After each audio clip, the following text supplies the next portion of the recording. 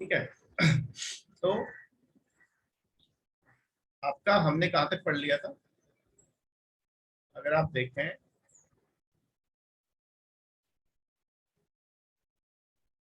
तो हमने ये आपका इंफ्रास्ट्रक्चर पढ़ लिया था, ये वाली स्लाइड पढ़ ली थी, ठीक है, इससे पिछली वाली क्लास में ये देख लिया था हमने, इसको देखने के बाद क्लास ऑफ कर दी थी, ठीक है। उसके बाद अब देखते हैं अर्बन डेवलपमेंट, ठीक है,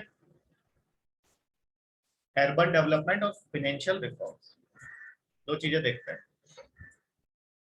अब यहाँ पे तो ये इतना क्लियर नहीं है, नेक्स्ट स्लाइड में ज्यादा क्लियर दिखेगा अर्बन डेवलपमेंट, ठीक है। तो पहले अर्बन डेवलपमेंट में देख लेते हैं क्या क्या चीजें। सबसे पहला है जल जीवन mission urban for universal water supply in all urban local bodies. सब जगह पे नल से पानी पहुंचाना है।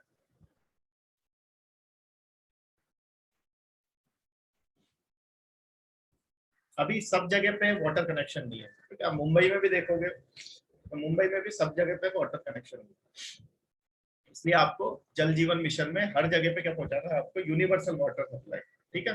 तो वो उसके लिए जल जीवन मिशन है, ठीक है। नई स्कीम नहीं है, पुरानी स्कीम है, लेकिन अब यहाँ पे वापस से बात की गई है। फिर स्वच्छ भारत मिशन तो हमारा कब से चला आ रहा है,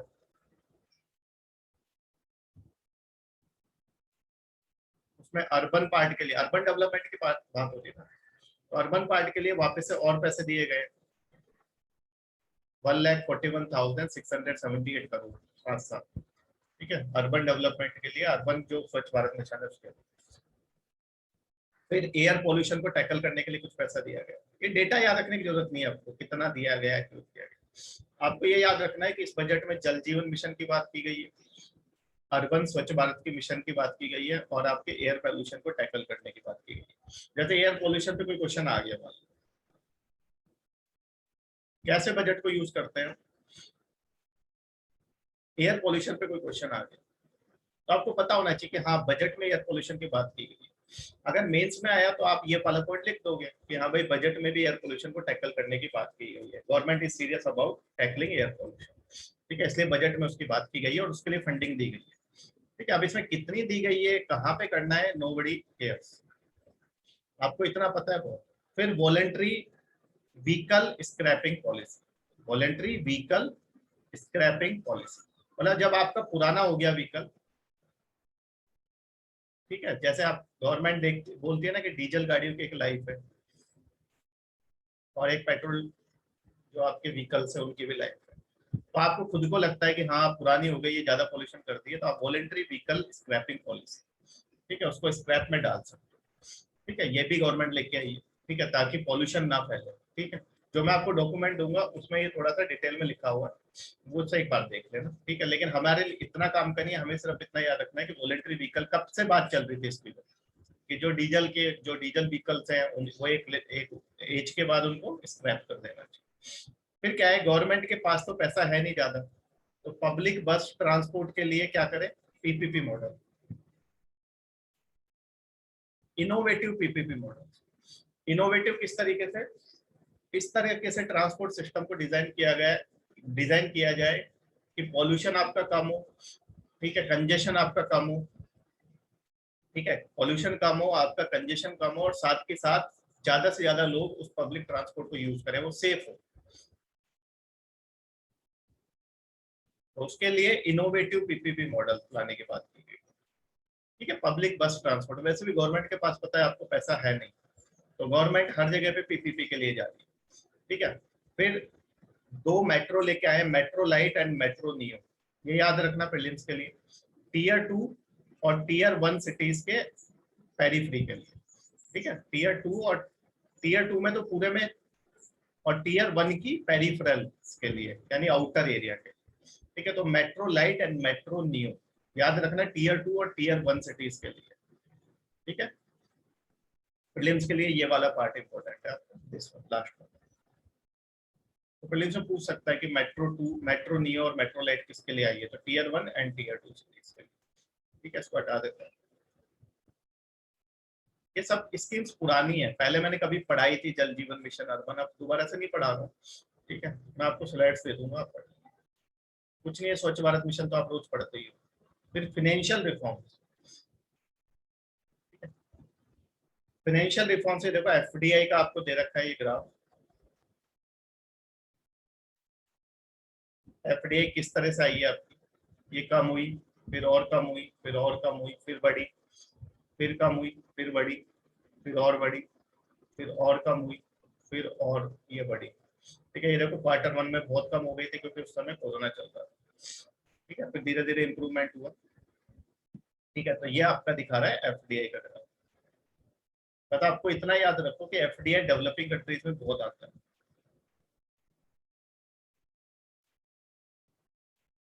क्योंकि डेवलपिंग कंट्रीज का पैसा कम होता है। तो बाहर वाले यहाँ आके, मैंने आपको पहले भी समझाया था, नियो इंपेरियलिज्म। बाहर वाली कंपनीज यहाँ पे आके, जैसे मान लो आज की डेट में आपका पतंजलि है। अब पतंजलि कितने आपके एमएनसी को नुकसान पहुंचा रहा है। कल को अगर पतंजलि एफडीआई अलाउ कर दे अपने उसमें बाहर वाले को, तो बाहर वाला क्या कोशिश करेगा कि पतंजलि के मैनेजमेंट राइट्स ले लो।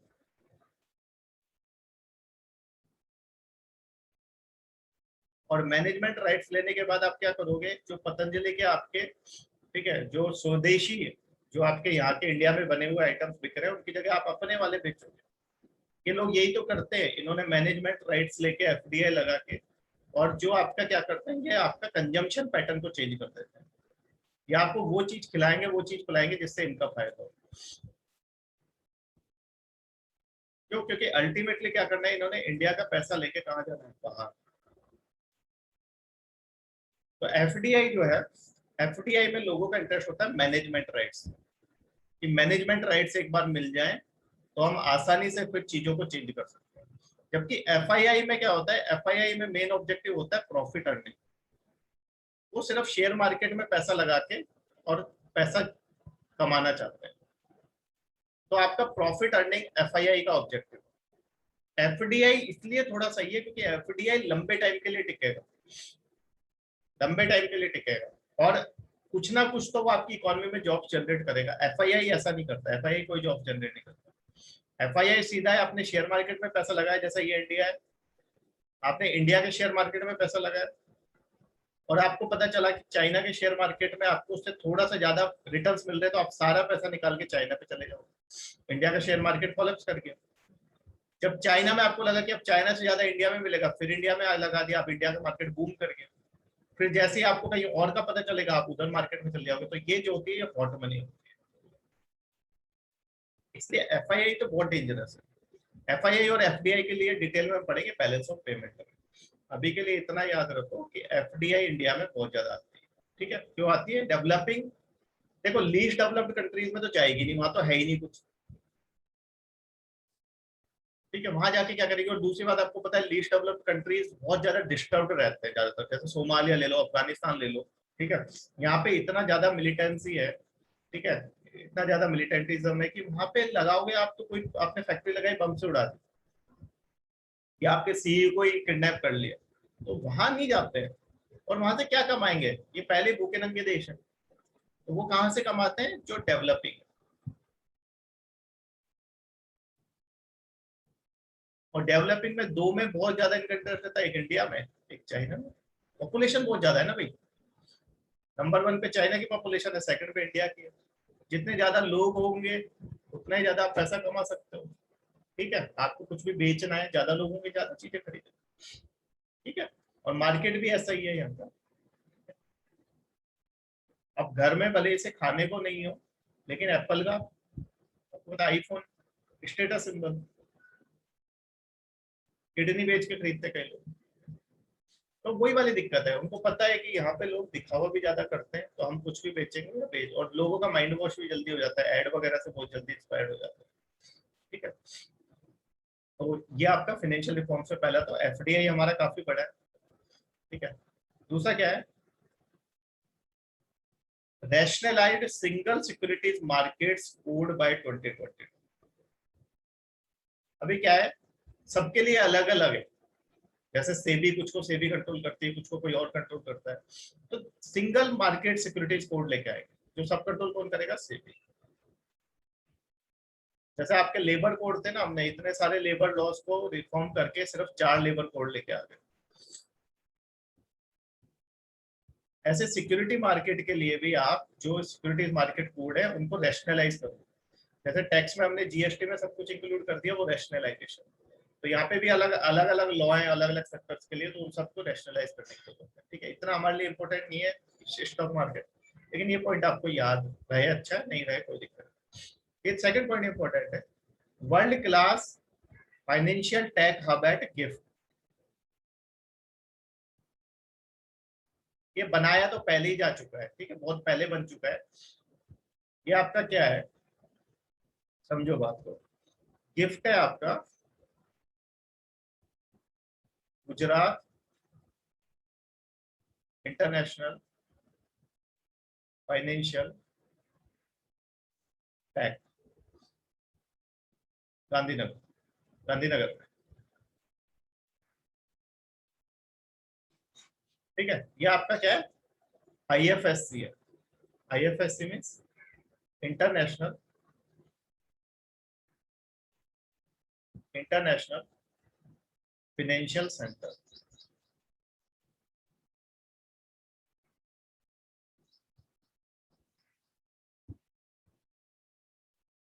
अब होता क्या है, अभी तक क्या था, अभी तक ये तक पता है, अभी तक ये था कि हम सिर्फ ध्यान देते थे किस पे, हम सिर्फ ध्यान देते थे गुड्स पे। ठीक है, सिर्फ गुड्स पे ध्यान देते थे, लेकिन गुड्स के अलावा आपको पता है कि हमारे यहाँ पे सर्विसेज बहुत ज्यादा डेवलप थे। तो गुड्स के लिए क्या किया हमने, ये हम डिटेल में दोनों चीजें पढ़ेंगे, बैलेंस ऑफ पेमेंट। ठीक है, ये वहां पे ये वापस आएगा, financial international financial service centre.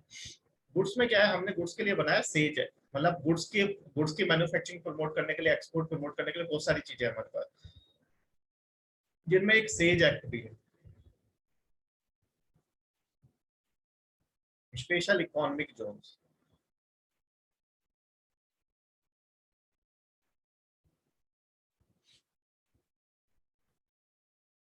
ये किस लिए बनाई जाती है कि आप यहाँ पे मैन्युफैक्चरिंग करो और उस चीज को एक्सपोर्ट करो, उस पर हम आपसे टैक्स नहीं लेंगे, टैक्स फ्री होती है।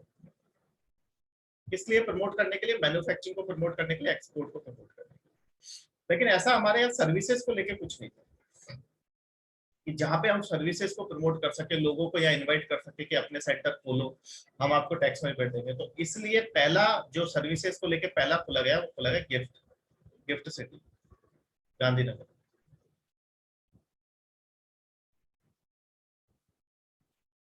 और ये आपका खोला, ये है आपका इंटरनेशनल फाइनेंशियल सर्विस सेंटर, जो किसको प्रमोट करेगा, सर्विसेज को। आप जाके देखना कभी मौका लगे तो गांधीनगर में गिफ्ट सिटी देखना, बहुत शानदार बनाई गई। ठीक है, वहां पे आप सर्विसेज से रिलेटेड कोई भी बिजनेस करोगे तो उसमें आपको रिबेट वगैरह दी जाती है। अब दूसरा ऐसा ही खोलने का चल रहा है मुंबई में, दूसरी गिफ्ट सिटी कहाँ खुलेगी, मुंबई। मतलब दूसरी गिफ्ट क्या कहलाएगी, गिफ्ट तो गुजरात की वजह से गिफ्ट नाम पड़ा है। दूसरा आईएफएससी कहाँ खोलने का चल रहा है, मुंबई। तो दूसरा आईएफएससी कहाँ खोलने का चल रहा है,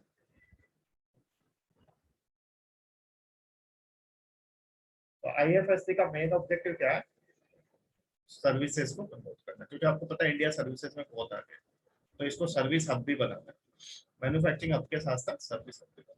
सर्विसेज हमारे को कितना सारा जीडीपी में कंट्रीब्यूट करता है, तो सर्विसेज को थोड़ी ना छोड़ देंगे, वो तो वही वाली बात हो जाएगी ना। ये एग्रीकल्चर का, एग्रीकल्चर के बाद हमने मैन्युफैक्चरिंग को छोड़ दिया, फिर हम सर्विसेज में चले गए, और आज की डेट में सर्विसेज में हम बहुत आगे। लेकिन अगर हम सारा ध्यान इस पे ही लगा देंगे अब, ठीक है, तो ये जो ऑलरेडी हमारे को कंट्रीब्यूट कर रहा है उसको तो नेग्लेक्ट कर दिया, तो पता चला कि वो पिछड़ गया था। तो इसको भी आगे ले जाने की जरूरत है, क्योंकि इसमें तो हम आगे हैं ही, जिसमें आगे हैं उसको तो ध्यान देना ही देना है।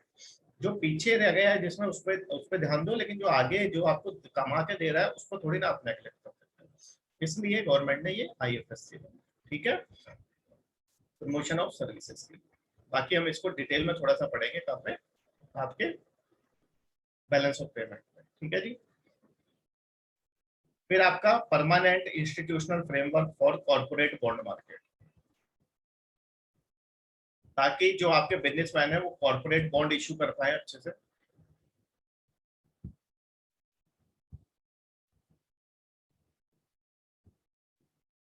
और वो कॉर्पोरेट बॉन्ड करके मनी रेज कर ले, कैपिटल रेज कर ले। मैंने आपको पहले भी समझाया था जब हमने एनपीएस पढ़े थे, वहां पे मैंने एक सजेशन ये वाला भी बताया था आपको, इकोनॉमिक सर्वे ने सजेशन बताया था कि कैपिटल बॉन्ड मार्केट को प्रमोट करो, इसको कॉर्पोरेट बॉन्ड मार्केट को प्रमोट करो, ताकि जो बड़े बिजनेसमैन है वो अपना पैसा जो लाना है वो बॉन्ड के थ्रू लिया है, कैपिटल बॉन्ड्स के थ्रू, ताकि वो बैंक से कम लोन ले। और बैंक से कम लोन ले तो बैंक के पास क्या है, एक तो एनपीए नहीं बनेंगे बैंक के, और दूसरा क्या है, बैंक के पास पैसा रहेगा छोटे बिजनेस को देने के लिए, जिनको जो बॉन्ड इशू नहीं कर सकते। एमएसएमई वाले कहाँ से बॉन्ड इशू करेंगे, उनका कौन खरीदेगा? बॉन्ड किसका खरीदते हैं? जो बड़े आपकी इंडस्ट्री बड़े होते हैं, जैसे विजय माल्या, अभी तो चलो वो बैंकरप्ट हो गया। विजय माल्या जब शुरू शुरू में उसने किंगफिशर चलाई है, किसी का भी आईपीओ लेके आता, कोई भी बॉन्ड लेके आता, सब खरीदते, क्योंकि उस समय तो वो उभरता हुआ सितारा था। तो ऐसा ही है, ये लोग तो क्या है, मार्केट से भी आपका पैसा उठा सकते हैं बॉन्ड इशू करके, लेकिन जो छोटा बिजनेसमैन है वो नहीं उठा सकता।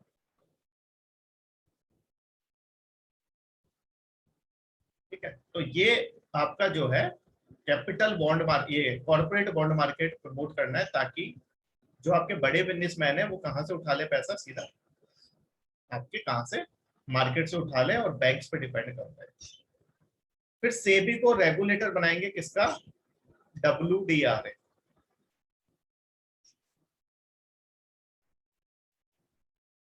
WDRA, this is important, warehousing development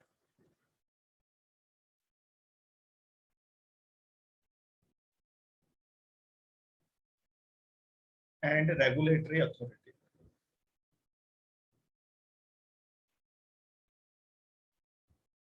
regulatory authority, ठीक है, टी यहाँ पे authority, warehousing development and regulatory authority, WDR। क्या होता है? वेयर हाउसेज होते हैं आपके, देखे होंगे आपने वहां पे, आपके वहां पे भी। वेयर हाउसेज में क्या है, कोई किसान है, कोई फार्मर है, अब फार्मर अपना सामान अपने पास रखेगा, खराब हो सकता है, तो वो यहाँ पे इसको डिपॉजिट करा सकता है, वेयर हाउसेज में जाके अपना जो भी उसका सामान है, क्रॉप वगैरह जो भी है, कुछ भी चीज हो सकती है, वो इसमें वहां डिपॉजिट करा सकता है। इसके बदले ये वेयर हाउस उसे देगा ई नेगोशिएबल रिसीट।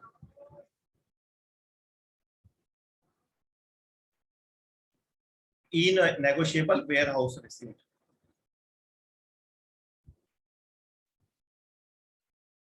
उस पर क्या लिखा होगा कि इसका ये सामान मेरे पास जमा है, ठीक है, इतना टन या इतना ये चीज मेरे पास जमा है, ये पर्टिकुलर कमोडिटी मेरे पास जमा है।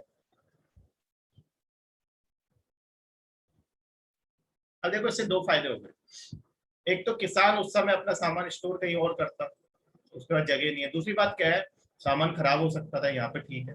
तीसरी चीज क्या है, ये क्या है, ये आपकी क्या है, एक तरह से लीगल है, ये क्या है आपकी लीगल रिसीट्स है, मतलब इनकी वैल्यू क्या है, आपकी लीगल वैल्यू। कैसे? आप इस रिसीट को लेके बैंक से लोन ले सकते हो, किसके बेसिस पे, कि मेरा इतना सामान या डिपॉजिट है, अगर कल को मैं नहीं देता हूं तो ये आप सामान बेच सकते हो, ऑप्शन कर सकते हो, वेयर हाउस वाले से आप ले सकते हो। जिसके पास ये ई नेगोशिएबल वेयर हाउस रिसीट होगी वो मालिक है उसका।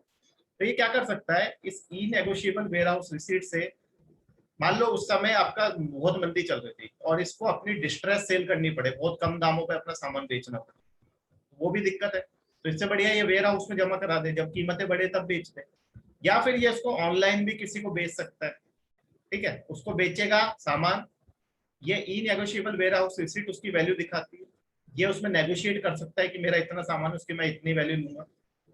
अगर फाइनल होता है तो वो बंदा जो होगा वो वहां से वेयर हाउस से सामान उठा लेगा, किसान को अपना सामान भी कहीं उठा के ले जाने की जरूरत सॉरी, किसान को अपना सामान भी कहीं उठा के ले जाने की जरूरत नहीं, पास में कोई वेयर हाउस है वहां आप डिपॉजिट करा दो। ई नेगोशिएबल वेयर हाउस रिसीट इस तरह से फार्मर्स को हेल्प करती है। ये बहुत इंपॉर्टेंट कंसेप्ट है। ठीक है, जैसे पार्टिसिपेटरी नोट नहीं देखा था हमने कि पार्टिसिपेटरी नोट में सिर्फ वो एक नोट होता था, इसी तरह से आपकी ई एंड डब्ल्यू आर काम करती है। ठीक है, अभी आगे देखते हैं इसको डिटेल में। एक इन्वेस्टर चार्टर होना चाहिए। ठीक है, कोई भी इन्वेस्ट करता है तो उसके राइट्स उसे पता होने चाहिए कि कौन कौन से राइट्स है, कि कहाँ पे कंप्लेन करनी है, कुछ भी प्रॉब्लम होगी तो। ठीक है, चार्टर आपको पता है ना, चार्टर जैसे आप हॉस्पिटल में जाओगे तो वहां उनका चार्टर होता है। ठीक है, उसमें सारी चीजें होती हैं। ठीक है, आप एथिक्स पढ़ते हो तो वहां पे आपने पढ़ा होगा। चार्टर में मतलब क्या क्या आप फैसिलिटीज देते हो, सारी चीजें मेंशन होती है। जैसे हॉस्पिटल है तो हॉस्पिटल बताएगा उसमें कि क्या क्या फैसिलिटीज यहाँ देते हैं, साथ में अगर आपको कंप्लेन करनी है तो कहाँ पे देनी करनी है, आपके राइट्स क्या क्या है। ठीक है, पेशेंट के राइट्स क्या क्या है। ठीक है, तो वो सब चीजें चार्टर में मेंशन होनी चाहिए, इन्वेस्टर्स के लिए होनी चाहिए। इन्वेस्टर चार्टर सब फाइनेंशियल प्रोडक्ट्स के लिए, क्योंकि आजकल बहुत जगह पे इनके साथ क्या हो जाता है, स्कैम हो जाता है। ठीक है, बहुत जगह पे इनके साथ बेईमानी हो जाती है, चीटिंग हो जाती है। ठीक है, और पता नहीं रहता इनको, अपने राइट्स के बारे में नहीं पता रहता। हाँ, सिटीजन चार्टर है। ठीक है, वो एथिक्स में आपने पढ़ा होगा। फिर आपका क्या है, इंश्योरेंस एक्ट को अमेंड करने की जरूरत है। क्यों? क्योंकि उसमें एफडीआई लिमिट आपको बढ़ानी है। अभी आप 49% तक ही कर सकते हो, अगर उससे ऊपर जाना है 74% तक तो आपको उसको अमेंड करने की जरूरत है।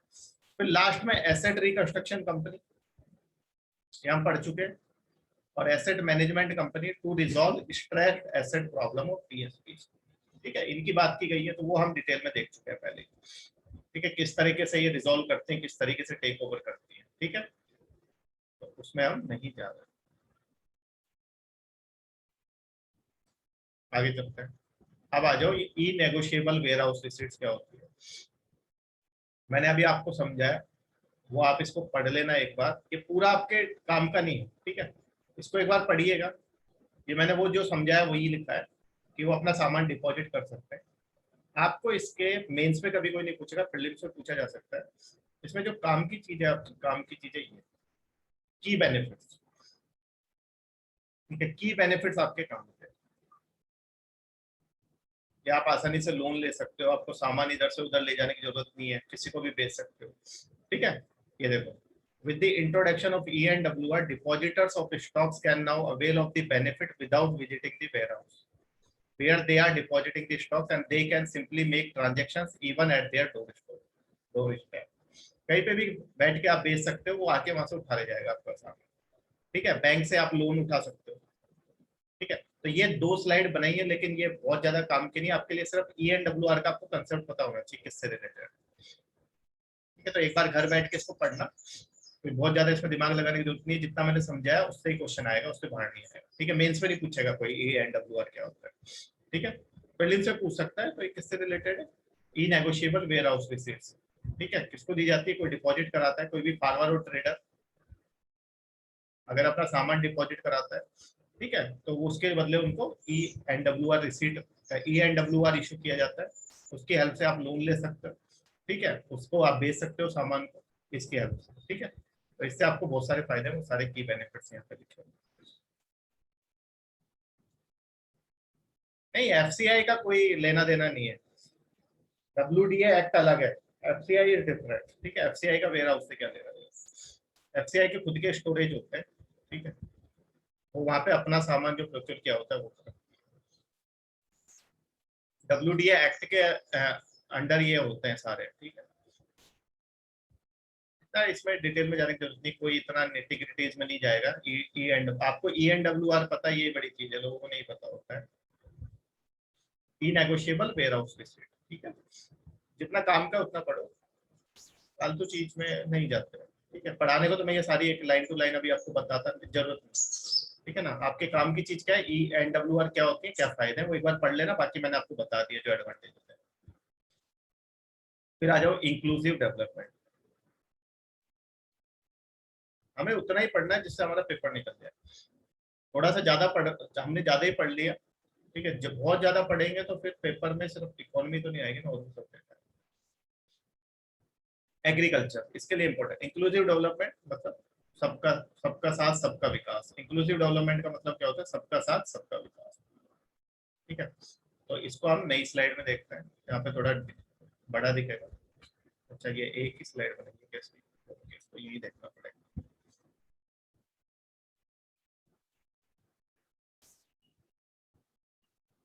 नहीं देखते हैं, ठीक है। वैसे भी इसमें दो तीन काम की चीजें वो आपको याद रखनी है। सबसे इंपॉर्टेंट इसमें स्वामित्व स्कीम।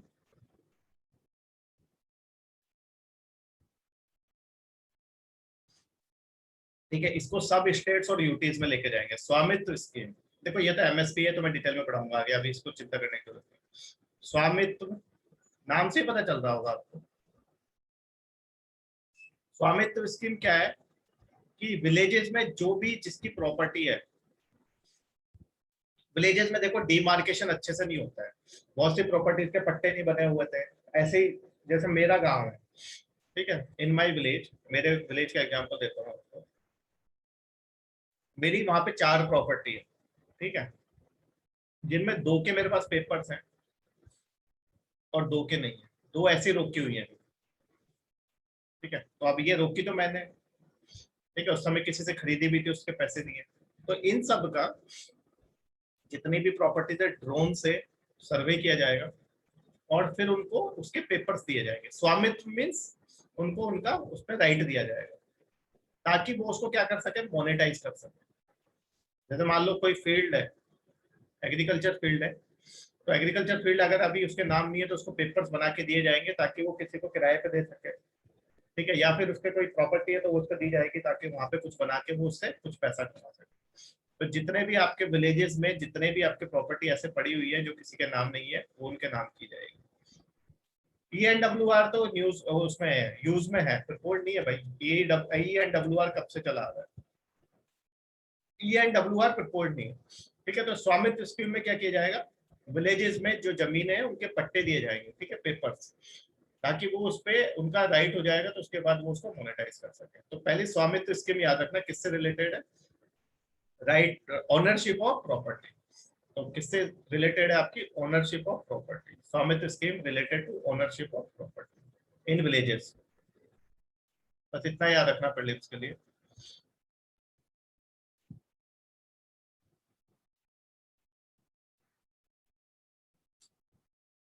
ऐसा स्वामी का मालिक क्या होता है? स्वामी का मतलब क्या होता है, मालिक।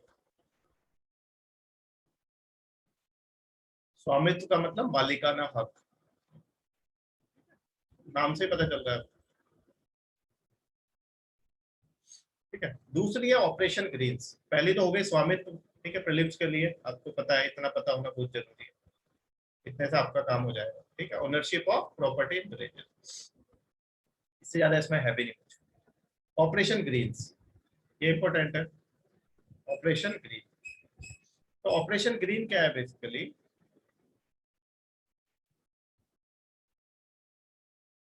ऑपरेशन ग्रीन का ऑब्जेक्टिव क्या था कि कुछ कमोडिटीज ऐसी हैं जिनकी प्राइस में बहुत फ्लक्चुएशन होता रहता है और आम आदमी के लिए उसकी प्राइस में ज्यादा फ्लक्चुएशन होगा तो दिक्कत है। तो इसके लिए 3 कमोडिटीज को चुना गया था, tomato, onion, tomato, onion and potato. Tomato, onion and potato, 3 commodities को चुना गया था जिनका प्रोडक्शन बढ़ाना था ताकि उनकी प्राइस में ज्यादा फ्लक्चुएशन ना हो, ठीक है। अब इन्होंने क्या कर दिया है, इसमें और इंक्लूड कर दिया, तो टोटल अब इसमें कितने आ गए, 22 पेरिशेबल प्रोडक्ट्स। 22, अभी 3 थे पहले, अब 19 और इंक्लूड कर दिए गए, तो अब इसमें कितने आ गए, 20। तो याद रखना है टॉप स्कीम किसके लिए, कि जो पेरिशेबल प्रोडक्ट्स हैं, पेरिशेबल मतलब जिनकी लाइफ कम होती है, जो खराब हो जाते हैं, पेरिशेबल प्रोडक्ट्स है, या फिर जिनको ज्यादा लोग कंज्यूम भी करते हैं। तो पेरिशेबल प्रोडक्ट्स जो है उनमें उनका प्रोडक्शन आपको बढ़ाना है ताकि उनकी सप्लाई में प्रॉब्लम ना हो। दैट इज ऑपरेशन ग्रीन, ठीक है। लास्ट बजट में शुरू किया गया था ऑपरेशन, तो ऑपरेशन ग्रीन आपको याद रखना। आपको पेपर में दे देगा ऑपरेशन ग्रीन क्या है, तो लोग ऑपरेशन ग्रीन देख के ग्रीन रेवोल्यूशन वाला समझ लेंगे, वीट, राइस, इनसे रिलेटेड नहीं। Operation green is related with perishable products. You have to remember this thing for your prelims. ठीक है, तो ऑपरेशन ग्रीन लास्ट बजट में शुरू किया गया था, अब इसमें वापस से, पहले वो 3 ही थे उसमें टॉप, अब इसमें 22 हो गए। 22 क्या क्या है वो याद रखने की जरूरत नहीं, लेकिन आपको ये जरूर याद रखना कि पहले 3 ही थे और वो 3 आपको याद है। ठीक है, फिर क्या किया है, 1000 more mandis to be integrated with eNAM. जो आपकी मंडीज है एपीएमसी, उनको किसके साथ कनेक्ट कर देंगे, ई-नैम के। ये हम डिटेल में देखेंगे कि क्या प्रॉब्लम है एपीएमसी से। मंडीज में बहुत प्रॉब्लम है, किसान के लिए बहुत दिक्कत है, ई-नैम के थ्रू किसान को बहुत फायदा है। ठीक है, इलेक्ट्रॉनिक नेशनल एग्रीकल्चर मार्केट। ठीक है, ये डिटेल में पूरा टॉपिक देखेंगे, मेंस के लिए इंपॉर्टेंट, वेरी इंपॉर्टेंट। एग्रीकल्चर पूरा इंपॉर्टेंट है मेंस के लिए। तो हमारी एग्रीकल्चर बेस्ड इकोनॉमी आपको पता है, तो ई-नैम आपको, ये हम पढ़ेंगे डिटेल में। अभी आपको इतना याद रखना कि बजट में बोला गया है कि कुछ और मंडीज को, 1000 मंडीज को इंटीग्रेट करते हैं। ठीक है, ये पॉइंट आप याद रख सकते हो, ये वाला डेटा। ठीक है, फिर फिशरीज को डेवलप करने के लिए पैसा दिया गया है। ठीक है, क्योंकि हमारे यहाँ पे क्या है आपको पता है कि बहुत बड़ी कोस्ट लाइन है, 7516.6 किलोमीटर, लेकिन हम चाइना से बहुत पीछे हैं। तो एक ब्लू रिवोल्यूशन की हम बात करते हैं।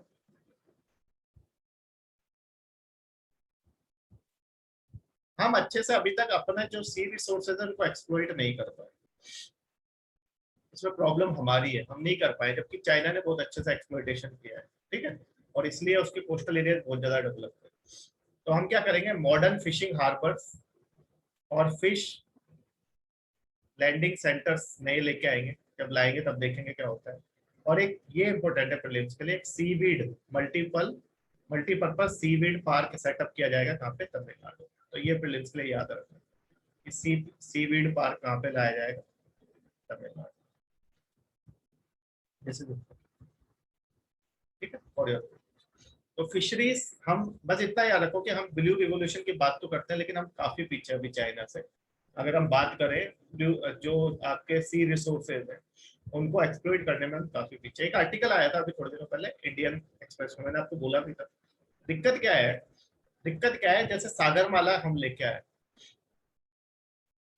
सागरमाला पे हमने सिर्फ पोर्ट डेवलपमेंट पे ध्यान दिया, पोर्ट डेवलपमेंट, पोर्ट बनाने हैं, उसके आसपास अच्छी रोड बनानी है, उसके अलावा बाकी चीजों पे ध्यान ही नहीं दिया कि आपको अंदर जाके भी, सी में जाके भी, ठीक है, ओशियनिक रिसोर्सेज जो है आपके, सी रिसोर्सेज, उनको एक्सप्लोइट करना है। ठीक है, क्योंकि हमारी इतनी बड़ी कोस्ट लाइन है, जबकि चाइना ने वो बहुत अच्छे से किया। ठीक है, तो चाइना काफी, इसलिए मैरीटाइम की बात करो, मैरीटाइम सिक्योरिटी की बात करो, मैरीटाइम रिसोर्सेज की बात करो, उस मामले में चाइना हमसे बहुत है। वो आर्टिकल इसी से रिलेटेड है। ठीक है, क्योंकि हम सिर्फ सागरमाला की बात करते हैं, जबकि चाइना ने पूरा मैरीटाइम सिल्क रूट बना दिया। ठीक है, इंडिया को चारों तरफ से घेर लिया, स्ट्रिंग ऑफ पल्स। ठीक है, स्ट्रिंग ऑफ पल्स सुनते होगे आप न्यूज में, स्ट्रिंग ऑफ पल्स। ठीक है, चलो वो आपका आईआर का टॉपिक है, आगे से पढ़ाई। माइग्रेंट वर्कर्स के लिए क्या किया है इसमें, तो one nation one ration card की हम बात कर चुके हैं। ठीक है, अब ये इंपॉर्टेंट है, अभी तक क्या होता था, हम गीग और प्लेटफॉर्म वर्कर्स की बात करते नहीं थे।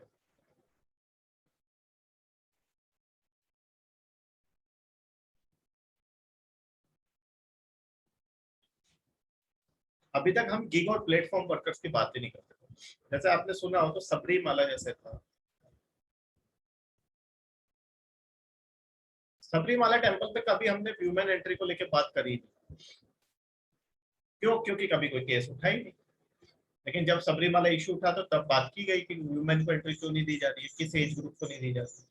ऐसे ही अब हमारे यहाँ पे गिग और प्लेटफॉर्म वर्कर्स की बात की जाती है, क्योंकि बहुत ज्यादा लोग इसमें आपके एम्प्लॉयड है। गिग कौन से होते हैं, गिग होते हैं कॉन्ट्रेक्चुअल बेसिस।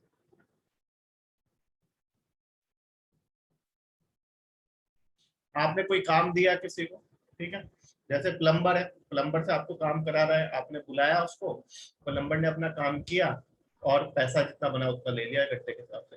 यानी यहाँ पे जो आपका नॉर्मल रिलेशन होता है एम्प्लॉय और एम्प्लॉयर के बीच में, वो वाला नहीं है। नॉर्मल एम्प्लॉय एम्प्लॉयर रिलेशन नहीं है। यहाँ पे क्या है आपका वर्क के हिसाब से। जैसे मैं हूं, मेरा जो एम्प्लॉयर है, मेरा एम्प्लॉयर ए आई है, मैं उसका एम्प्लॉई हूँ। तो हमारा क्या रिलेशन है, हमारा नॉर्मल रेगुलर वाला रिलेशन। मुझे सुबह 9:30 बजे जाना है, शाम को 6 बजे आना है। ठीक है, जाना ही जाना है। ऐसा नहीं है कि 1 घंटे का काम है 1 घंटे के लिए गया। ऑफिस ऑफिस वर्किंग आवर्स होते हैं, उसमें आपको जाना है। लेकिन यहाँ पे क्या होता है, काम जितना है उतना करेगा, उतना पैसा लेगा, उतना है। तो आजकल ये बहुत काफी बढ़ रहा है। गिग वर्कर्स आपने देखा होगा बहुत ज्यादा है हमारे यहाँ। फिर प्लेटफॉर्म वर्कर्स क्यों होते हैं, जो किसी प्लेटफॉर्म का यूज करके और काम करते हैं, जैसे ओला, उबर। एक ऑनलाइन प्लेटफॉर्म है ओला के थ्रू या उबर के थ्रू, या स्विगी वाले हो गए आपके। ठीक है, इनको हम कहते हैं प्लेटफॉर्म वर्कर्स। किसी प्लेटफॉर्म के थ्रू वो कनेक्टेड है और उसके थ्रू अपनी अर्निंग्स कमाते हैं। ठीक है, ओला वाला वहां से प्लेटफॉर्म के थ्रू राइड अपनी जो भी है उस हिसाब से पैसा कमाएगा, उबर वाला भी ऐसे ही कमाएगा। ये प्लेटफॉर्म वर्कर्स होते हैं जो किसी प्लेटफॉर्म के थ्रू कनेक्ट करते हैं। गिग जो आपके एडॉक बेसिस पे काम करते हैं। ठीक है, जो काम है आपने दिया, ठीक है, आपने पेंटर को बुलाया या आपने किसी इसको बुलाया, ठीक है, प्लम्बर को बुलाया, वो अपना जितना काम करेगा उतना पैसा लेगा। तो ये आजकल आपको पता है, ये इनके लिए कोई लॉ नहीं था। लेकिन अब इनके लिए भी क्या करने के, ये पूरा का पूरा एक पोर्टल लॉन्च करेंगे इन सब के लिए, और साथ में इनको सोशल सिक्योरिटी बेनिफिट्स देंगे।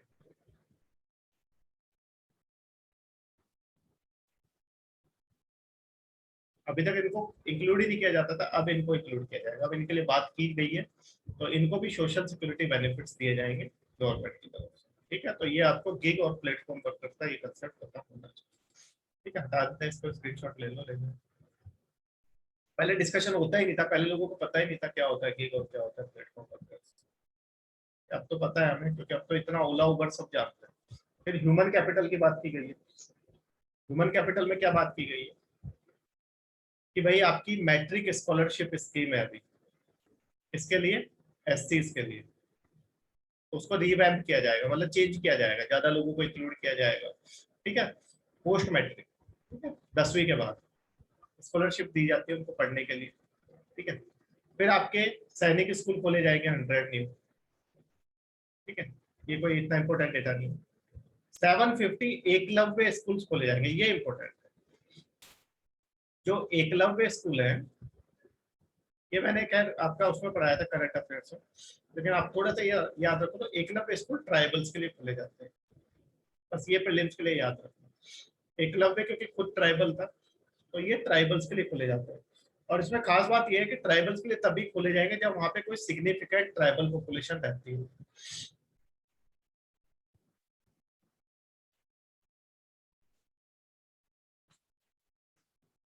ऐसा नहीं कि कहीं पे 4 ट्राइबल्स रहते हैं, आप अंडमान निकोबार चले गए, वहां पे आपने एकलव्य स्कूल खोल दिया, वहां पे कौन पढ़ने है। तो ये याद रखना है कि हाँ, एकलव्य स्कूल, ये डेटा याद रखने की जरूरत नहीं है।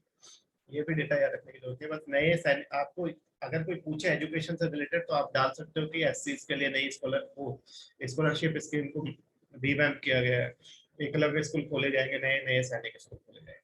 ठीक है, फिर स्किल्स, ये एजुकेशन से रिलेटेड था। अब स्किल्स, स्किल्स में क्या किया जाएगा, national apprentice training scheme for graduates and diploma holders in engineering. क्या होता है अभी जो आपके डिप्लोमा होल्डर्स होते हैं और इंजीनियरिंग ग्रेजुएट्स होते हैं,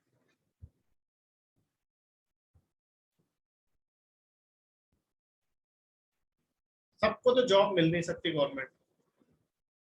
ठीक है, और ये कहीं और प्राइवेट जॉब, मान लो आजकल इंजीनियरिंग कॉलेज तो इतने खुले हुए हैं ना, हर गली में इंजीनियरिंग कॉलेज है, डिप्लोमा भी आप कहीं से भी करके लिए आते हो। तो होता क्या है, इनकी स्किल्स डेवलप नहीं हो पाती। और जब तक आप इनको स्किल्स नहीं दोगे, तब तक आपका मेक इन इंडिया, बाहर से कोई कंपनी आके यहाँ पे बिजनेस शुरू करती है, वो बोलती है हमें लोग चाहिए काम करने के लिए, लेकिन उनके पास स्किल्स नहीं है, तो वो क्या उनको एम्प्लॉयमेंट देगी? नहीं, वो अपने बंदों को लेके आ जाएगी, वहां से बुला लेगी। इसलिए जो आपके अप्रेंटिसशिप ट्रेनिंग स्कीम है, ठीक है, उसको इनके लिए भी शुरू किया जाएगा, ठीक है, डिप्लोमा होल्डर्स के लिए, ग्रेजुएट्स के लिए, और आपके जो ये डिप्लोमा होल्डर्स इंजीनियरिंग कॉलेज वाले या ग्रेजुएट्स इनके लिए, ताकि उनको भी स्किल्स मिल सके। अभी क्या होता है, इंजीनियरिंग कर लिया आपने 4 साल में, आपको पता ही नहीं है, कुछ स्किल्स नहीं है आपके पास, इंजीनियरिंग कॉलेज में भी नहीं पढ़ा आपने, गवर्नमेंट जॉब भी नहीं लगी, फिर बाद में कहते हैं ना बेरोजगार इंजीनियर। तो अगर आपको स्किल्स दे देंगे तो एटलीस्ट आप कोई ना कोई जॉब कर पाओगे। ठीक है, फिर यूएई और जापान के साथ हमने पार्टनरशिप की है, ये याद रखना, किसके साथ की है? 2 देशों के साथ की है स्किल डेवलपमेंट के लिए।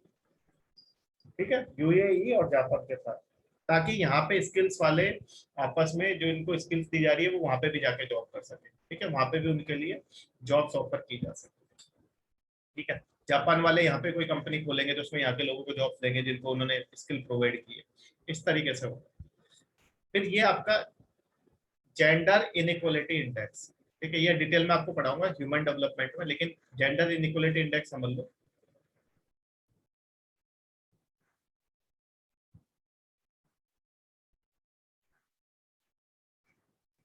हर साल, ठीक है, ह्यूमन डेवलपमेंट रिपोर्ट आती है, ठीक है, जिसको यूएनडीपी पब्लिश करता है।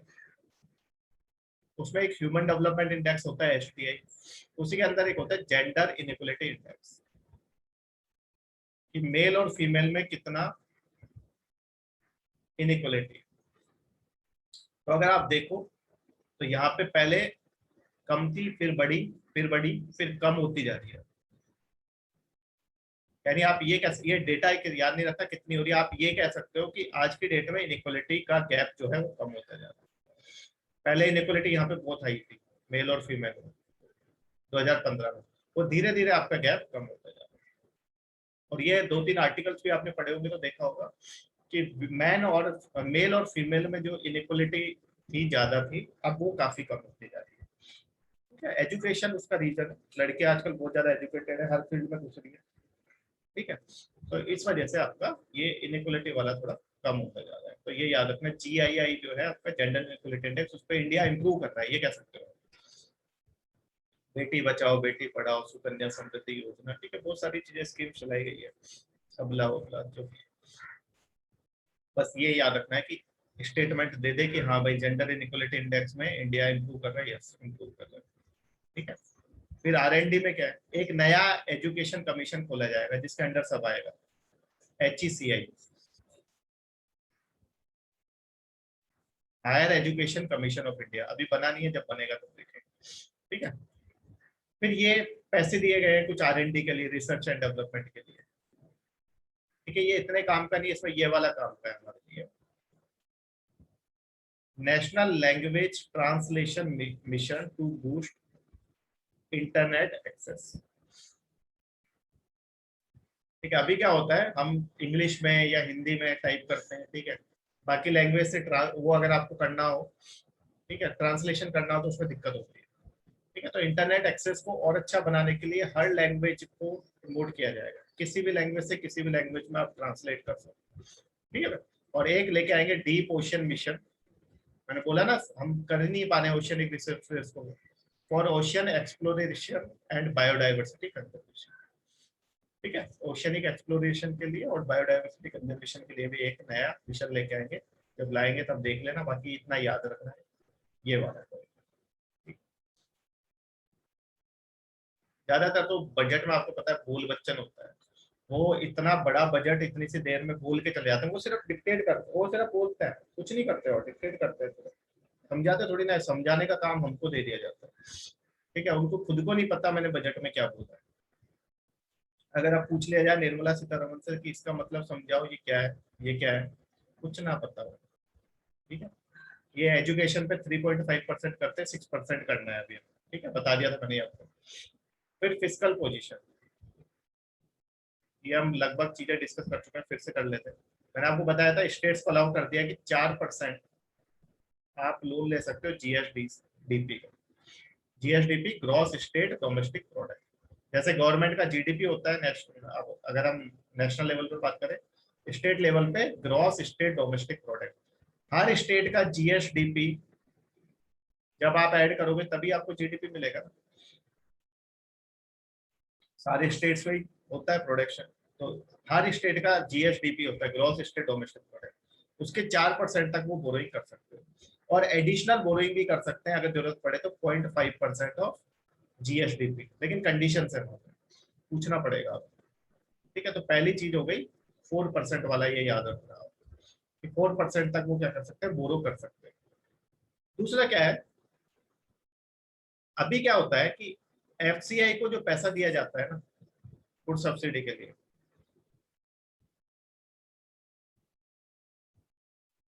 वो national small saving fund NSSF, national small saving fund, उससे दिया जाता है। तो एनएसएसएफ से लोन दिया जाता है, लेकिन इसको क्या है अब हटा के और बजट से देने का चल रहा है कि बजट से दिया करेंगे, एनएसएसएफ वाला पैसा नहीं दिया करेंगे। ठीक है, तो ये एक प्रोविजन इन्होंने रखा है। ठीक है, तो इतना इंपॉर्टेंट नहीं है हमारे लिए, कोई नहीं जाएगा इतने डिटेल में, आपके लिए काम का क्या है ये था। ठीक है, फिर रेवेन्यू डेफिसिट ग्रांट, देखो क्या होता है कि स्टेट्स का वो कई बार टैक्स नहीं मिलता, हर साल ही नहीं मिलता है, जितना उनको सोचता है उतना नहीं मिलता है, तो जब नहीं मिलता तो उनको सेंटर पैसा देती है एक्स्ट्रा, तो इतना रेवेन्यू डेफिसिट ग्रांट दिया जाएगा। ठीक है, 1,18,452 करोड़, ये भी हमारे काम का नहीं है, कोई डेटा नहीं पूछेगा, रेवेन्यू डेफिसिट ग्रांट तो हर साल देते हैं, क्योंकि स्टेट्स का हाल बुरा ही रहता है, उनको टैक्स में कभी पैसा मिलता ही नहीं। अब फिस्कल डेफिसिट का डेटा हम पहले ही देख चुके हैं, इस साल हमारा कितना रहा है 9.5, अगले साल के लिए कितना रखा है 6.83। ये आपकी बोरिंग्स दिखा रहा है, देखो ये वाला पार्ट बोरिंग्स देखो, 14-15 में बोरिंग्स आपकी कम थी, ये बोरिंग्स थी रेड वाली, और आप अब देखो 2019-20 में बोरिंग्स ये वाली है, ये सर्किल बढ़ता ही जा रहा है, ये वाला बोरिंग्स का सर्किल बढ़ता ही जा रहा है, मैंने आपको दिखाया भी था बोरिंग्स बढ़ेगी क्योंकि फिस्कल डेफिसिट बढ़ता जा रहा है। तो ये देखो बोरिंग्स पहले कम थी, फिर उससे ज्यादा हुई, फिर और ज्यादा हुई, फिर और ज्यादा हुई, फिर और ज्यादा हुई, तो बोरिंग्स आपकी बढ़ती जा रही है क्योंकि आपका फिस्कल डेफिसिट बढ़ता जा रहा है। Is it clear? ये कैपिटल एक्सपेंडिचर डेट आप पे कितना है, ये इतना इंपॉर्टेंट नहीं है, डेटा आगे आएगा देखना।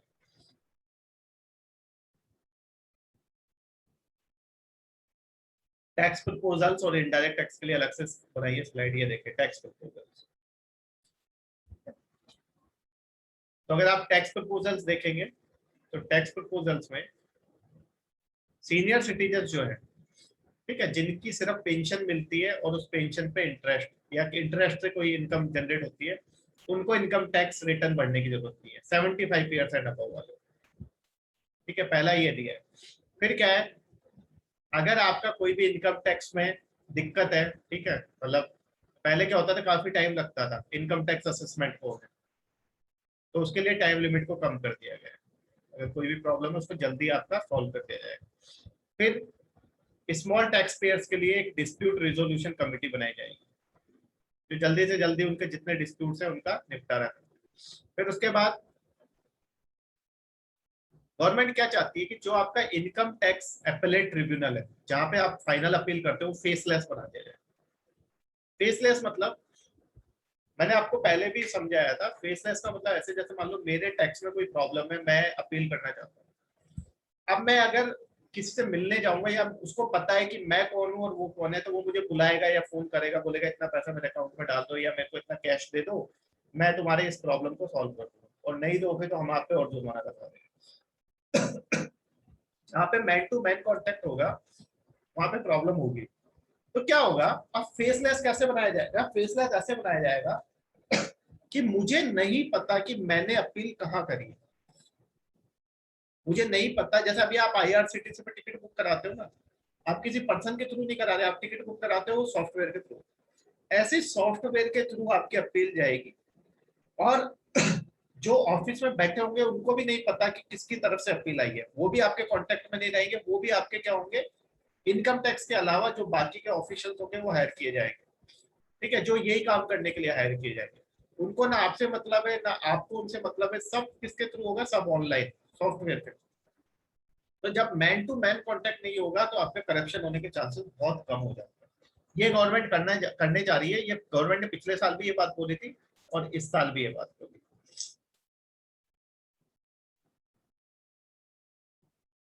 ठीक है, तो ये होगा आपका फेसलेस। ठीक है, और धीरे धीरे आपका जो इनकम टैक्स असेसमेंट होगा वो सारा फेसलेस हो जाएगा। पहले तो बहुत प्रॉब्लम, अब तो बहुत इजी हो गया है, पहले बहुत इश्यूज थे। ठीक है, और उसके लिए गवर्नमेंट स्कीम भी लेके आई थी कि जो डिस्प्यूट चल रहे हैं सबको खत्म करना है। टैक्स पेयर्स का किसी के साथ डिस्प्यूट चल रहा है, मान लो टैक्स वाले ने पैसा नहीं दिया, मैंने पैसा नहीं दिया, मेरे पे 50,000 का टैक्स बनता है, अब गवर्नमेंट उसके लिए मुझे परेशान कर रही है, तो उसके लिए एक टैक्स आया, एक स्कीम आई थी विवाद से विश्वास। इसमें काफी सारे टैक्स डिस्प्यूट थे जो सेटल किए गए। ठीक है, फिर क्या है, अभी क्या होता है ऑनलाइन जो ट्रांजेक्शन करते हैं, ठीक है, जैसे मान लो मैंने 1 करोड़ तक ट्रांजेक्शन किया मेरा,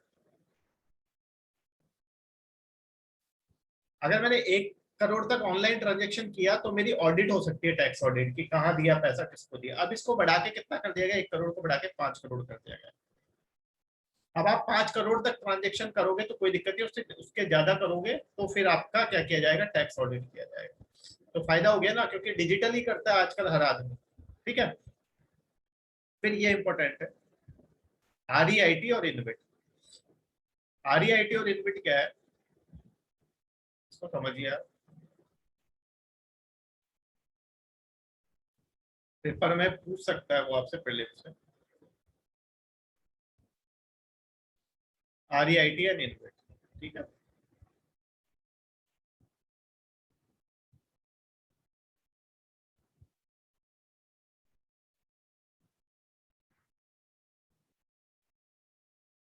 आरईआईटी है रियल एस्टेट इन्वेस्टमेंट ट्रस्ट।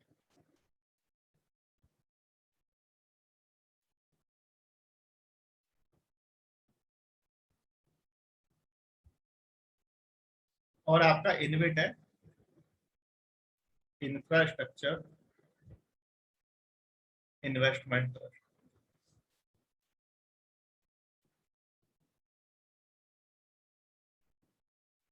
ये दोनों चीजें पिक्चर में कब आई थी, जब स्मार्ट सिटी प्रोजेक्ट आपका लॉन्च किया गया।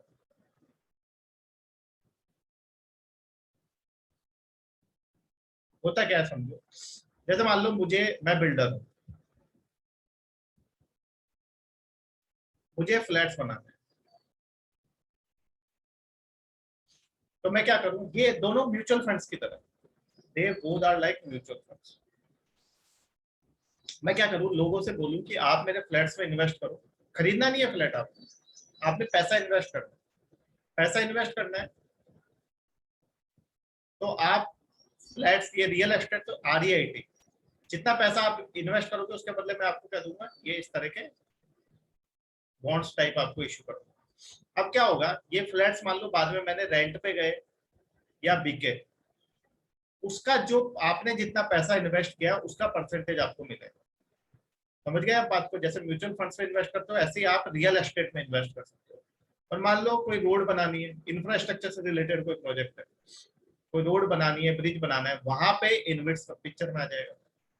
आप पैसा दो, जितना पैसा आपका लगा है, रोड बनाया तो टोल टैक्स उस पर लिया जाएगा, हाईवे बनाया उस पर टोल टैक्स लिया जाएगा, उसमें से आपको जो आपका पार्ट है वो आपको दिया जाएगा। तो आरईआईटी और आपका जो इनविट है, they are just like your mutual funds. Mutual fund share market में होता है, ये आपके रियल एस्टेट में और इंफ्रास्ट्रक्चर। आप जितना पैसा उसमें लगाओगे उसके हिसाब से आपको पैसा मिलता रहेगा, रिटर्न्स आपको मिलते रहेगा। तो ये है आपका आरईआईटी एंड इनविट। याद रखना दोनों किससे रिलेटेड है आपके, एक इंफ्रास्ट्रक्चर से और एक रियल एस्टेट से। तो अगर आप देखो,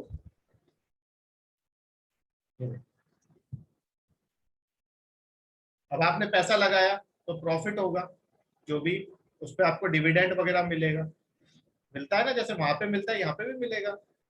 तो उसको एग्जेम्प्ट कर दिया गया है टीडीएस से, उस पर आपका टैक्स नहीं काटा जाएगा। क्यों, क्योंकि गवर्नमेंट चाहती है कि इनविट और आरईआईटी प्रमोट, तभी तो इंफ्रास्ट्रक्चर डेवलपमेंट होगा। ठीक है, फिर स्टार्टअप्स जो है,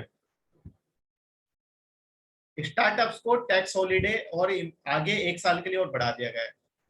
यानी कि 1 साल तक और जो स्टार्टअप जितने भी आएंगे उन पे कोई टैक्स नहीं लिया जाएगा। वो भी किसके लिए प्रमोट करने के लिए, मैन्युफैक्चरिंग को, इनोवेशन को। तो ये भी आपको याद रखना है कि स्टार्टअप से रिलेटेड कोई भी क्वेश्चन आएगा तो उसमें लिख देना कि स्टार्टअप्स को क्या दिया गया है, एक्सटेंडेड टैक्स हॉलिडे दिया गया 1 साल के लिए, ठीक है। और एक 1.5 लाख ये आपके काम का नहीं है।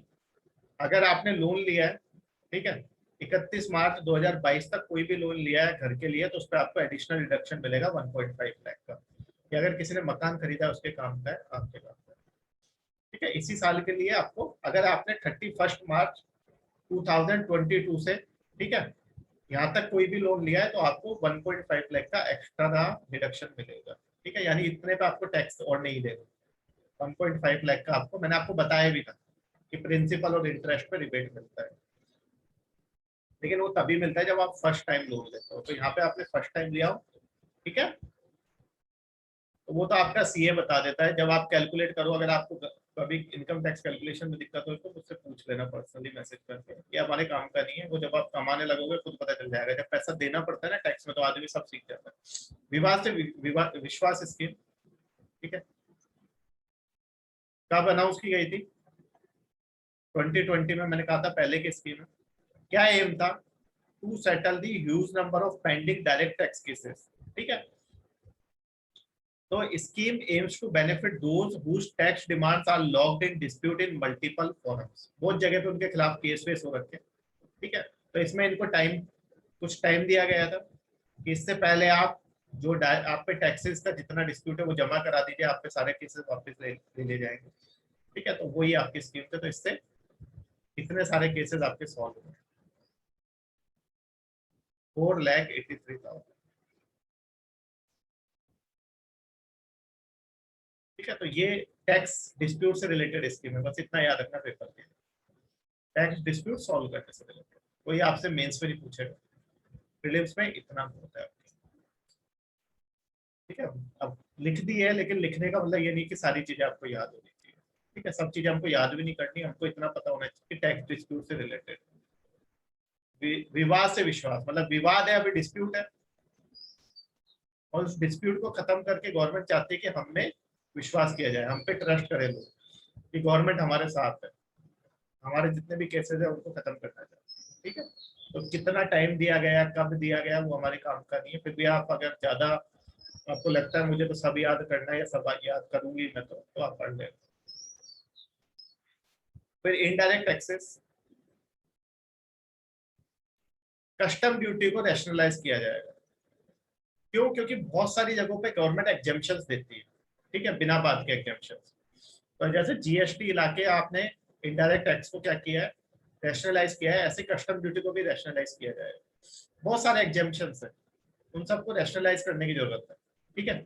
फिर एमएसएमईज को, अभी आपको पता है कि एमएसएमईज को रिलीफ दिया जाएगा, ठीक है ना। आयरन और स्टील प्राइसेस में राइज हुआ है बहुत ज्यादा, ठीक है, तो उसकी वजह से उनको रिलीफ दिया जाएगा क्योंकि वो इनको यूज करती है एज ए मटेरियल, ठीक है। तो आप इतना याद रख लो बस कि एमएसएमईज को सपोर्ट दिया गया।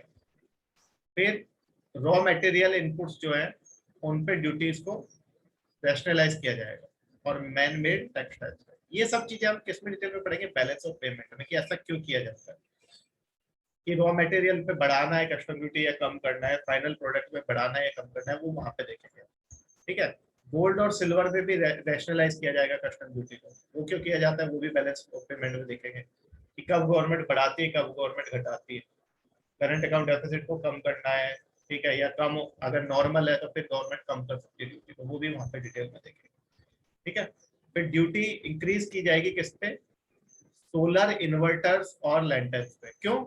क्योंकि लोग इनको ज्यादा इंपोर्ट ना करें। ड्यूटी इंक्रीज करने का मतलब क्या है, इनको इंपोर्ट पे रोक लगानी है, लोग इनको ज्यादा इंपोर्ट ना करें। ड्यूटी बढ़ा दी इसका मतलब ये महंगे हो गए बाहर से लाना, तो बाहर से लाना महंगे हो गए तो लोग बाहर से इंपोर्ट नहीं करेंगे, तो उससे क्या होगा, हमारे यहीं पे प्रोडक्शन होगा डोमेस्टिक, और लोग यहीं से खरीदेंगे। बाहर के महंगे हो गए तो फिर बाहर का कोई खरीदेगा नहीं, तो फिर हम खुद बनाएंगे वो लोग खरीदेंगे।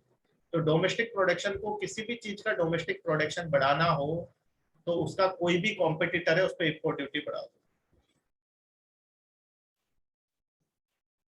गवर्नमेंट यही करती है। जैसे पहले सोलर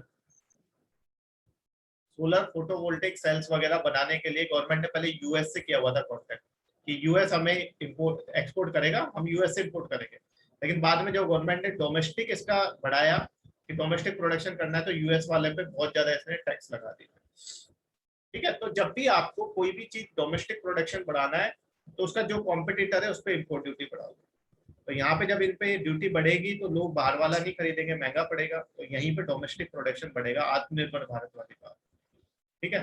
फिर agriculture infrastructure and development cess कुछ आइटम्स पे लगाया गया है। आपको पता ही है सेस किसके लिए यूज होगा, ये एग्रीकल्चर इंफ्रास्ट्रक्चर और डेवलपमेंट के लिए यूज होगा। तो कुछ आइटम्स पे ये सेस लगाया गया है। ठीक है, small number of items. Next,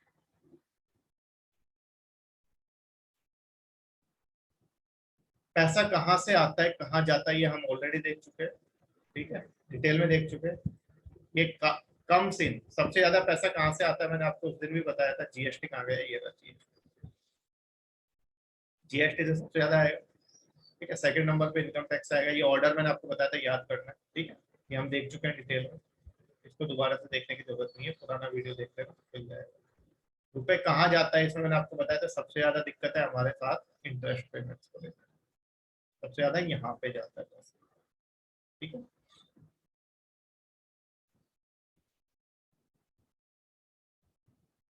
फिर बजट में आपके बजट एट ए ग्लैंस। ठीक है, देखिए रेवेन्यू रिसीट्स कितनी है, ये देखो यहाँ से बढ़ी, फिर यहाँ से कम हो गई,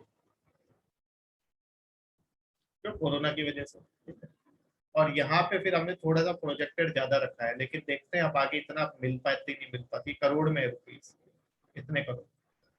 ठीक है, कैपिटल रिसीट्स यहाँ से थोड़ी सी बढ़ी, यहाँ से थोड़ी, लोन बढ़ेगा ना, तो लोन बढ़ेगा तो कैपिटल रिसीट्स तो बढ़ेगी, यहाँ पे लोन ज्यादा लेना पड़ेगा। अब हम सोचेंगे थोड़ा लोन कम लेंगे। ठीक है? लिखा है ना यहाँ पे लोन भी देखो। तो रेवेन्यू रिसीट्स आपकी ये रही, कैपिटल रिसीट्स आपकी ये रही। जब भी आपका रेवेन्यू रिसीट्स कम होगी तो लोन ज्यादा लेना पड़ेगा, तो कैपिटल रिसीट्स आपकी बढ़ जाएंगी। ठीक है, यहाँ से ये लॉजिक आपको समझ आ गया, क्योंकि ये हमारा खुद का पैसा है, रेवेन्यू वाला, कैपिटल वाला लोन पे ज्यादातर उठाने का पैसा है। फिर रेवेन्यू एक्सपेंडिचर कितना होगा भाई, देखो रेवेन्यू एक्सपेंडिचर तो बहुत ज्यादा हो रहा है, रिसीट तो हमारी बहुत कम है, एक्सपेंडिचर बहुत ज्यादा है, मैंने आपको पहले बताया था। आमदनी कम है, खर्चा ज्यादा है। कैपिटल एक्सपेंडिचर भी हमारा कितना कैपिटल एक्सपेंडिचर होगा, देखो कैपिटल एक्सपेंडिचर हर साल बढ़ रहा है, रेवेन्यू एक्सपेंडिचर भी हर साल बढ़ रहा है। यहाँ पे थोड़ा कम हुआ है, बोला है हमने कम, क्योंकि यहाँ पे आपका फिस्कल डेफिसिट बहुत हाई था, लेकिन ये हमने कम बोला है, लेकिन कुछ पता नहीं है, ये बाद में जब रिवाइज आया तो पता चला ये ऐसे। अभी तो ये वो है ना, एस्टिमेटेड है ना। अगर आप देखो तो रिसीट्स देखो, बढ़ी फिर कम हुई, अभी हमने बढ़ाने को बोला है, लेकिन वो ये लेकिन बढ़ रहा है, लोन तो हमारा बढ़ रहा है। अब हमने घटाने की बात करी है, लेकिन देखते हैं आगे ये भी क्या मालूम और ऊपर चला जाए और ज्यादा लोन लेना पड़ जाए, थर्ड वेव आ जाए। ये तो आपका क्या है, अभी ये वाला जो पार्ट है, ये वाला पार्ट है जो ये वाला, ये अभी एस्टिमेटेड है। आगे जाके हो सकता है कि ये हमने रेवेन्यू ऐसे कर रखा है, ये यहाँ आ जाए, रेवेन्यू और कम हो जाए, यहाँ पे हो सकता है ये बढ़ जाए, तो वो तो फाइनली हमें बाद में पता चलेगा। लेकिन अभी एक्सपेक्टेड जो है वो हमने यहाँ गवर्नमेंट ने वो प्रोजेक्ट किया है। गवर्नमेंट तो कभी बजट में तो बढ़ा चढ़ा के ही बोलेगी ना, अगले साल के अगले साल देखेंगे, क्यों, क्योंकि अगले साल तक लोग काफी कुछ चीजें भूल चुके होंगे कि गवर्नमेंट ने क्या बोला था। ठीक है, एलोकेशन टू मेजर स्कीम्स को कितना पैसा दिया गया है वो देख लो। मनरेगा को पैसा याद नहीं रखना, लेकिन फिर भी एक बार देख लो। पीएम किसान में कितना पैसा दिया गया है, नेशनल एजुकेशन मिशन में ये बढ़ाया है, देखो पैसा सब जगह बढ़ा है, बस ये याद रखना, इसमें भी बढ़ा है, इसमें भी, इसमें भी बढ़ा है, हेल्थ मिशन में भी बढ़ा है, जल जीवन मिशन में भी बढ़ा है, और मेट्रो प्रोजेक्ट में भी बढ़ा है, पैसा बढ़ा है, एलोकेशन बढ़ा है। ठीक है, पीएम किसान इज इम्पोर्टेंट, डायरेक्ट आपका मेंस का क्वेश्चन आएगा, पढ़ाया था उस समय क्लास में, उस समय डायरेक्ट क्वेश्चन वहीं से आ गया। स्कीम्स को क्या क्या पैसा दिया गया है, मेजर मिनिस्ट्रीज को, हाउसिंग, ये सारे मिनिस्ट्रीज को पैसा दिया गया है, याद नहीं रखना है कुछ भी। लेकिन आपको बजट कैसे दिखता है, क्या क्या होता है उसमें, वो सब चीजें इसमें होनी चाहिए। ठीक है, अब देख लेते हैं प्रधानमंत्री, वो पीएम किसान।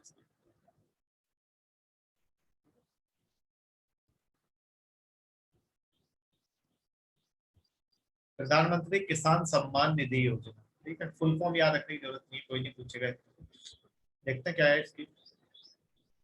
इसमें 6,000 रुपए देने थे किसानों को। किसको देने थे पहले? मार्जिनल और स्मॉल फार्मर्स। अब तो सबके लिए करती है। वोट बैंक पॉलिटिक्स है, मैंने आपको पहले भी समझाया था। स्मॉल फार्मर्स 6,000 रुपए देने थे हर 4 महीने में, एवरी 4 मंथ्स, 2,000 रुपीज। ठीक है, लेकिन गवर्नमेंट ने चालाकी खेली थी इसमें, बैक डेट से पैसे दिए थे वोट बैंक के चक्कर में। ठीक है, तो पढ़ लेते हैं। The scheme was started with a view to augment the income of the farmers by providing income support to all landholding farmers families across the country, to enable them to take care of expenses related to agriculture and allied activities as well as domestic needs। बीज बीज खरीदने हो, ठीक है, या घर की जरूरतों के लिए, ठीक है, घर कच्चे होते हैं कई बार, खराब हो जाते हैं, उनको सही करने के लिए, ठीक है, तो छोटे मोटे कामों के लिए।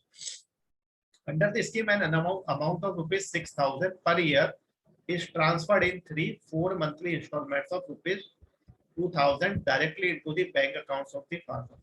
कमाल ये हुआ, जैसे मान लो एक घर है, वोट बैंक कैसे बढ़ा?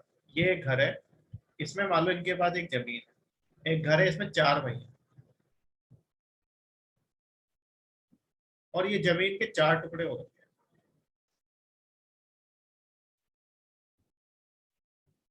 सबके पास एक एक एकड़ है, चारों को 6,000 रुपए मिले, तो एक घर से 4 वोट आ गए ना। है तो ये लैंड का एक ही टुकड़ा, लेकिन फ्रेगमेंट होके 4 के नाम हो गया। अब आगे 4 के 2 2 बच्चे हुए तो इनके और टुकड़े होके, तो फिर स्मॉल मार्जिनल बनेगा ही ना, स्मॉल से मीडियम से स्मॉल बना होगा, स्मॉल से मार्जिनल बन गया। तो इस तरीके से इसका फ्रेगमेंटेशन लैंड का होने की वजह से एक लैंड के इतने सारे मालिक बन जाते हैं। हाँ, लैंडलेस फार्मर्स के लिए भी था, ठीक है, जो लैंडलेस फार्मर्स है उनके लिए भी था। सबसे बड़ा क्रिटिसिज्म पीएम किसान का यही था कि लैंडलेस को क्या दोगे, तो फिर इन्होंने लैंडलेस को भी इंक्लूड किया, इंक्लूडेड लैंडलेस फार्मर्स। ठीक है जी, आपकी दुविधा का हो गया समाधान, उनको भी इंक्लूड किया गया। The entire responsibility of identification of beneficiaries rests with the state and UT governments। क्यों? क्योंकि एग्रीकल्चर क्या है आपका स्टेट सब्जेक्ट है। पीएम किसान आपके पूछा गया था पेपर में 10 नंबर का क्वेश्चन, दोबारा तो नहीं आएगा, लेकिन आपको पता होना चाहिए, प्रीलिम्स से पूछ सकते हैं। अभी बात की गई है ना बजट में, तो ये प्रधानमंत्री किसान सम्मान निधि योजना, ये full form direct benefit support of. देखो इन्होंने इफेक्टिव कहां से किया, 1/12/2018 से, बैक डेट से। पहले 12 crore small and marginal farmers के लिए था, लेकिन अब सबके लिए, जिनके पास 2 हेक्टेयर की जमीन थी, अब सबके लिए लेके direct benefit transfer. First instalment इन्होंने बैक डेट से दी थी, वोट बैंक के चक्कर में 2019 में इलेक्शन से 75,000 करोड़ दिया गया था। ठीक है, 2019-20 बैक डेट वाला भी था, और 20,000 करोड़ दिया गया था 2018-19 के रिवाइज एस्टिमेट में। 20,000 क्यों दिया गया था? सिर्फ बैक डेट के लिए, इस वाले पीरियड के लिए, इससे लेके 31 मार्च 2019, इसके लिए 20,000 दिए गए थे, जो आपने बैक डेट से दिया पैसा, और अगले साल के लिए 75,000। ये याद रखने की जरूरत नहीं है, बस आपको इतना याद रखना है पेपर के लिए कि बैक डेट से दिया गया था ये वाली डेट। पेपर में नहीं लिखना है, पेपर में तो ये इतना 6,000 फॉर फार्मर्स, ठीक, एवरी 4 मंथ 2,000, और it is for all farmers। ठीक है, earlier it was for small and marginal farmers, but now it has been rolled out for all the farmers and landless farmers also। ठीक है, सबके लिए अभी इतना सा लिखना था 10 नंबर में। ठीक है, 10 नंबर थे फ्री के। ठीक है, स्कीम का एम्बिट क्या है जो अभी समझाया वो ये